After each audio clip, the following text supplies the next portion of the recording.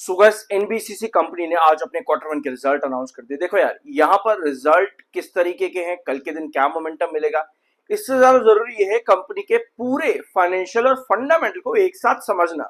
क्योंकि पिछले लगभग 2 साल के अंदर इस कंपनी ने कोई मोमेंटम नहीं शो किया है। ऑल द बीच बीच में आपको छोटी मोटी रैलीज दिखती है, लेकिन एक रेंज के अंदर ये लंबा कंसोलिडेशन करता गया पिछले 2 साल में। 2023 और 2024 में जो कंपनी ने लंबे ब्रेकआउट्स दिए थे, वो फिलहाल यहाँ पर पिछले 2 साल में मिसिंग है। ऑल दो मार्केट में ऐसी बहुत कंपनीज है जिन्होंने साल 2023 से 24 सितंबर के अंदर अंदर रिटर्न्स बहुत बढ़िया दिए। फॉर एग्जांपल रेलवेज की कंपनी है और इरेडा जैसी कंपनी, यानी कि रिन्यूएबल सेक्टर में आपके पीएसयूज, या फिर कुछ डिफेंस सेक्टर की कंपनीज भी ऐसी हैं जिन्होंने पिछले 2 साल में बहुत कम रिटर्न, ना के बराबर के दिए होंगे लगभग, और 2023 और 24 में उनमें अच्छी रैली देखने को मिली। ऐसी बहुत कंपनीज मार्केट में अवेलेबल है जो फिलहाल 2 साल से बिल्कुल शांत बैठी हुई है, और एनबीसीसी भी उनमें से एक है। लेकिन ऑफ कोर्स हर कंपनी के कुछ ना कुछ अपने रीजंस होते हैं। एनबीसीसी में ऐसा क्या रीजन है, उसको इस वीडियो के अंदर प्रॉपर डिस्कस करते चलेंगे, रिजल्ट्स के साथ में और चार्ट्स के साथ में। शुरुआत करते हैं कंपनी के रिजल्ट से, आखिर में हम चार्ट्स पर आएंगे। सब्सक्राइब जरूर कर देना अगर आप पहली बार चैनल पर आए हो तो। ये है कंपनी के कंसोलिडेटेड रिजल्ट्स, और सभी नंबर जो आप स्क्रीन पर देख रहे हो ये सभी लैक्स में है। रेवेन्यू फ्रॉम ऑपरेशन कंपनी का आया है 2259, अप्रोक्सीमेटली 2260 करोड़ पर, जो कि पिछले साल जून क्वार्टर में था 2392 करोड़ पे। मैं आपको बता दूं, ये जो नंबर आप देख रहे हो ये लाख्स में लिखा है, तो मैं आपको करोड़ में कन्वर्ट करके बता रहा हूं। 2392 करोड़ पिछले साल था कंपनी का रेवेन्यू फ्रॉम ऑपरेशन। ऑलराइट, यानी ईयर ऑन ईयर बेसिस पर कंपनी का रेवेन्यू जो है यहाँ पर ड्रॉप कर रहा है अराउंड कितना 140 करोड़ के आसपास लगभग कंपनी का रेवेन्यू फ्रॉम ऑपरेशन यहाँ पर ड्रॉप किया ईयर ऑन ईयर बेसिस, जिसकी वजह से कंपनी का एनुअल ग्रोथ जो हो जाएगा वो है -5% पे। यानी पहला सेगमेंट कंपनी का वीक हो जाता है। पहले सेगमेंट में कंपनी ने बता दिया कि भैया हम नीचे की तरफ यहाँ पर ड्रॉप कर चुके हैं ईयर ऑन ईयर बेसिस। अब इसके पीछे स्पेसिफिकली कोई भी रीजन रहा हो, अल्टीमेटली जो ग्रोथ है वो यहाँ पर नेगेटिव देखने को मिल रहा है। 4559 करोड़ का रेवेन्यू फ्रॉम ऑपरेशन कंपनी का मार्च में था। बोथ क्वार्टर ऑन क्वार्टर और ईयर ऑन ईयर कंपनी का रेवेन्यू गिरा है। एक चीज नोट करना, एनबीसीसी लिमिटेड में सबसे बड़ा कंसर्न क्या है? लैंड एक्विजिशन और प्रोजेक्ट एग्जीक्यूशन। ऑफ कोर्स अगर लैंड एक्विजिशन कंपनी का डिले होता है तो उतना ही कंपनी का फाइनल एग्जीक्यूशन भी डिले होगा। यही एक मेजर कंसर्न है एनबीसीसी लिमिटेड में। इसके अलावा मैं और भी चीजों को रिसर्च कर रहा था, फॉर एग्जांपल कंपनी के फंडामेंटल्स, जैसे कंपनी का पी, कंपनी का ईपीएस। कंपनी का पी और कंपनी का ईपीएस का अगर आप डिफरेंस देखोगे तो बहुत अच्छा नजर आता है, पॉजिटिव और बुलिश साइड पर ही दिखता है। लेकिन फ्लक्चुएशन जो है कंपनी के ग्रोथ परसेंटेज पर है। जैसे अभी हमने देखा कंपनी का year on year revenue growth जो है वो नेगेटिव पे है, जिसकी वजह से जो पी का फ्लक्चुएशन है वो बहुत ज्यादा अनसर्टेन है। एक ही रेंज पर आपको पी फ्लक्चुएट करता देखने को मिल रहा है, कोई लोअर रेंज यहां पर नहीं पड़ रही। इनफैक्ट आपका ईपीएस अच्छा दिख रहा है यहां पर। तो जब इतना फ्लक्चुएशन आपको देखने को मिलता है, बहुत अनसर्टेनिटी वो दिखाता है कंपनी के ग्रोथ पर, और वही अनसर्टेनिटी आज एक बार फिर से कंपनी के रेवेन्यू ग्रोथ नेगेटिव साइड पर जाते हुए नजर आ रही है ईयर ऑन ईयर बेसिस पे। ठीक है, अदर इनकम कंपनी की इस बार है 61 करोड़, पिछले साल ये थी 73 करोड़, मार्च में 58 करोड़, और ये हो जाती है कंपनी की टोटल इनकम 2320, पिछले साल थी 2465 करोड़, मार्च में 4618 करोड़ की। अब आते हैं कंपनी के खर्चे, जिसके बाद में पता चलता है कंपनी का मार्जिन यानी कि ओपीएम मार्जिन कितना आया है। ठीक है, तो परचेजेस ऑफ स्टॉक कोई बड़ा डिफरेंस यहां पर नहीं है, जो कि अच्छी बात है। चेंजेस इन इन्वेंट्रीज ये कंपनी की 13 करोड़ से 20 करोड़ पर आ चुकी है, तो यहां पर बड़ा डिफरेंस नजर आएगा। वर्क एंड कंसल्टेंसी एक्सपेंसेस कोई मेजर डिफरेंस नहीं है। एम्प्लॉई बेनिफिट यहां पर भी कोई मेजर डिफरेंस नहीं है। फाइनेंस कॉस्ट कोई मेजर डिफरेंस नहीं। अदर चीजों में भी आपको कोई मेजर डिफरेंस नजर नहीं आएगा।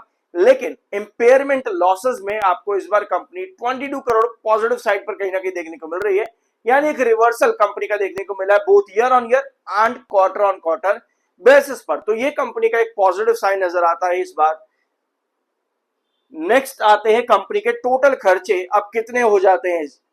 टोटल एक्सपेंसेस कंपनी का आए हैं 2108 करोड़ के, पिछले साल ये थे 2284, और मार्च में 4276 करोड़, जिसके बाद में कंपनी का प्रॉफिट बिफोर टैक्स। अब मैं आपको एक चीज बता दूं कि जो रेवेन्यू और कंपनी के एक्सपेंसेस का डिफरेंस है इस साल जून क्वार्टर में और पिछले साल जून क्वार्टर में, वो ज्यादा बड़ा नहीं है। मतलब ये है कि कंपनी के मार्जिन ऑलमोस्ट फ्लैट आए हैं, थोड़ा सा इंक्रीज 1% के आसपास का इंक्रीज मार्जिन पे है, लेकिन अल्टीमेटली लगभग फ्लैट के आसपास ही देखने को मिलते हैं कंपनी के ओपीएम मार्जिन।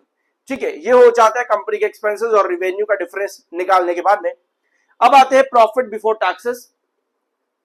ठीक है, ये रहा कंपनी का प्रॉफिट बिफोर टैक्स 212 करोड़। ये कंपनी का इस बार जून में प्रॉफिट आया है बिफोर टैक्सेस। पिछले साल ये था 181, यानी कि अगर आप देखोगे कंपनी का ईयर ऑन ईयर रेवेन्यू जो है वो गिर रहा है, उसके बावजूद भी कंपनी प्रॉफिट पर आ रही है। क्यों? एक एक्सपेंस अभी हमने यहां पर देखा ना, कंपनी वहां पर पॉजिटिव डायरेक्शन पर है, उसकी वजह से यहाँ पे इंपेयरमेंट वाला लॉसेस कंपनी का रिवर्स हुआ ईयर ऑन ईयर बेसिस पे, जिसकी वजह से प्रॉफिट बिफोर टैक्स जो है कंपनी का यहाँ पर पॉजिटिव में आता है ईयर ऑन ईयर बेसिस पे। और मार्च में कंपनी का प्रॉफिट 342 करोड़ पर था, यानी quarter on quarter basis company का प्रॉफिट बिफोर टैक्स कम है, but year on year basis पर प्रॉफिट बिफोर टैक्स कंपनी का बड़ा है। अब आते हैं आपके नेट प्रॉफिट्स पर। एक चीज नोट कर लेना कि टैक्सेशन में कंपनी को 34 करोड़ नेगेटिव देखने को मिला था मार्च में। सॉरी 34 करोड़ नहीं है, ये आपका जस्ट 0.34 करोड़ आएगा, कोई बात नहीं, उसको इग्नोर करो। यहाँ पे नेट प्रॉफिट पर आते हैं, 158 करोड़ ये कंपनी का नेट प्रॉफिट है इस बार जून क्वार्टर में। पिछले साल ये था 135 करोड़ और मार्च में 253 करोड़ का, यानी year on year basis company का प्रॉफिट इस बार बढ़ रहा है, जो कि नेगेटिव ग्रोथ जो कॉन्सिक्यूटिवली कंपनी की चल रही थी उसके अच्छा है।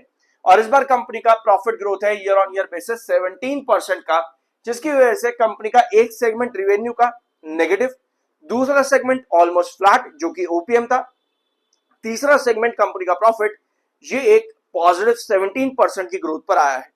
तो एट द एंड ये रिजल्ट कैसा? आई बिलीव कि अगर रेवेन्यू ग्रोथ को -5 में जो आ रहा है वो बहुत खराब है, रिक्वायर्ड से बहुत बुरा आया है, बाकी चीजें कंपनी की इंप्रूव कर रही हैं, तो आई बिलीव कि ये रिजल्ट एवरेज है, बहुत बुरा नहीं, बहुत अच्छा नहीं, एक एवरेज रिजल्ट आज के दिन कंपनी ने दिया है। बट पिछले कई सारे रिजल्ट्स का जो रिकॉर्ड अगर हम यहाँ पर एनालाइज करेंगे कुल मिला करके, तो आई बिलीव कि स्टिल कंपनी को और भी ज्यादा इंप्रूवमेंट्स करने की जरूरत अभी भी है। डिविडेंड भी कंपनी ने अनाउंस किया है और उसके रिकॉर्ड डेट है 28 अगस्त। 28 अगस्त कंपनी की डिविडेंड की रिकॉर्ड डेट है, यानी कि जब तक आपके पास अकाउंट में, डीमेट अकाउंट में आपके पास शेयर होंगे तो आप डिविडेंड के लिए एलिजिबल होंगे। और 46 पैसे का कंपनी ने डिविडेंड दिया है पर शेयर के हिसाब से, जो कि 1 रुपए पेड अप कैपिटल के अकॉर्डिंग 46% होता है। ठीक है, अदरवाइज आपको 46 पैसे का डिविडेंड यहां पर मिलेगा। और जो डिविडेंड पे आउट डेट्स है वो कंपनी अपनी एजीएम के अंदर बताएगी, जो कि लगभग कौन सी डेट को एजीएम आपकी 11 सितंबर, राइट, 11 सितंबर कंपनी की एजीएम है। इसके बाद कंपनी जो है अपने पे आउट डेट्स आपको अनाउंस करना स्टार्ट कर देगी। इसके साथ हो जाते हैं एनबीसीसी लिमिटेड के अपने रिजल्ट्स खत्म। मैंने आप लोगों के साथ बीच बीच में बहुत चीजें इसमें डिस्कस करी हैं, और ये है पिछले 2 साल का साइडवेज कंसोलिडेशन चलता हुआ एनबीसीसी में। बीच बीच में आपको छोटे मोटे ब्रेकआउट्स देखने को मिले, जैसे यहाँ पर लगभग 75 रुपए से उठता हुआ 130 रुपए तक की रैली दिखी। यहाँ पे एक रैली आपको रिसेंटली दिखी है 80 रुपए से लेकर के 115 रुपए तक की, और एक रैली आपको यहाँ पर भी दिखी। बीच बीच में बड़े बड़े फॉल भी यहाँ पर है, इधर भी आपको एक बड़ा फॉल देखने को मिला है, यानी कि अल्टीमेटली एक लॉन्ग टर्म ब्रेकआउट स्टेबल यहाँ पर नहीं हो रहा। और फिलहाल यहाँ इस वाले रेंज पर अगर आप देखोगे तो कहीं ना कहीं स्टॉक ने एक लोअर लो पैटर्न बनाना स्टार्ट किया है 200 ईएमए को रिजेक्ट करते हुए। ठीक है, लोअर लो पैटर्न क्या होता है कि रिसेंट जो हाई था, जैसे यहाँ पर आपको एक हाई देखने को मिल रहा था, उसके बाद में एक नया रिजेक्शन लिया, फिर एक नया रिजेक्शन, फिर एक नया रिजेक्शन, फिर एक नया रिजेक्शन, इसको लोअर लो पैटर्न कहते हैं, जो कि इंडिकेट करता है कि एक सर्टेन प्राइस के पास में, यानी लगभग 92.60, अगर ये प्राइस जो कि क्रूशल बेस है एज पर दिस ट्रेंड, अगर ये प्राइस ब्रेक डाउन होता तो आपको यहाँ पर गिरावट बड़ी देखने को मिल सकती है। और कोई भी ब्रेकआउट अबव 96.12 अगर बनता है तो आप यहाँ पर एक्सपेक्ट कर सकते हो 102 रुपीज तक का टारगेट। तो ये कुछ रेंज है जिसके अंदर स्टॉक हमको देखने को मिल सकता है एनबीसीसी लिमिटेड। सो ये था वीडियो एनबीसीसी के रिजल्ट्स के साथ में, कुछ नया जानने को मिला और सब्सक्राइब करना, मिलता अगले वीडियो में।